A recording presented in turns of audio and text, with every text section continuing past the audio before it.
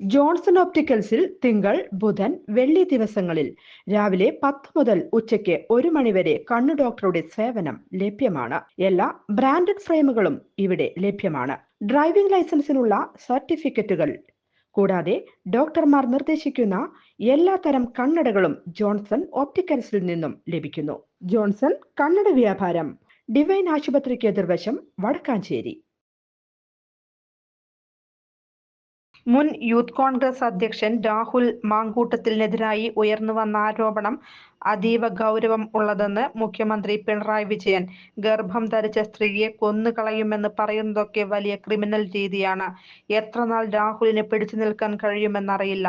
ചില കാര്യങ്ങളൊക്കെ ചില ഘട്ടങ്ങളിൽ സംഭവിച്ചിട്ടുണ്ട് എന്ന് വ്യക്തമാണ്. ബാക്കി കാര്യങ്ങൾ സമൂഹമാണ് തീരുമാനിക്കേണ്ടത്. അത്തരം കാര്യങ്ങളിൽ ഇപ്പോൾ അഭിപ്രായം പറയേണ്ടതില്ലെന്നും മുഖ്യമന്ത്രി പറഞ്ഞു. പലരും രാഷ്ട്രീയ ജീവിതം നയിച്ചവരാണ്. രാഷ്ട്രീയ പ്രവർത്തനത്തിന് മാന്യതയും ധാർമ്മികതയുമുണ്ട്. അത് നഷ്ടപ്പെടുന്നുവെന്ന മനോവ്യഥ കോൺഗ്രസിനകത്തുണ്ട്.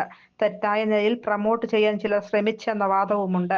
പ്രതിപക്ഷ നേതാവ് പ്രകോപിതനായി എന്തെല്ലാമോ വിളിച്ചു പറയുന്നു.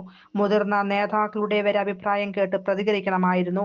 രാഷ്ട്രീയത്തിനും പൊതുപ്രവർത്തനത്തിനും അപമാനം ഉണ്ടാക്കുന്നവരെ സംരക്ഷിക്കുന്ന രീതി ഉണ്ടാകില്ല. രാഹുലിനെതിരായ ആരോപണത്തിൽ നിയമപരമായ നടപടി ഉണ്ടാകുമെന്നും മുഖ്യമന്ത്രി പറഞ്ഞു.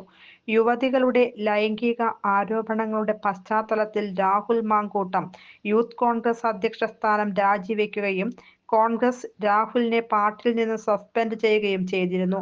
അതേസമയം ലൈംഗിക പീഡനാരോപണങ്ങളിൽ തനിക്കെതിരെ ഗൂഢാലോചന നടന്നുവെന്നാണ് രാഹുൽ മാങ്കൂട്ടത്തിൽ പറയുന്നത്. നേതൃത്വവുമായുള്ള ആശയവിനിമയത്തിലാണ് ഇക്കാര്യം അറിയിച്ചത്. ആരോപണങ്ങൾക്ക് രാഹുൽ തന്നെ മറുപടി പറയട്ടെ എന്ന നിലപാടിലാണ് കോൺഗ്രസ് നേതൃത്വം.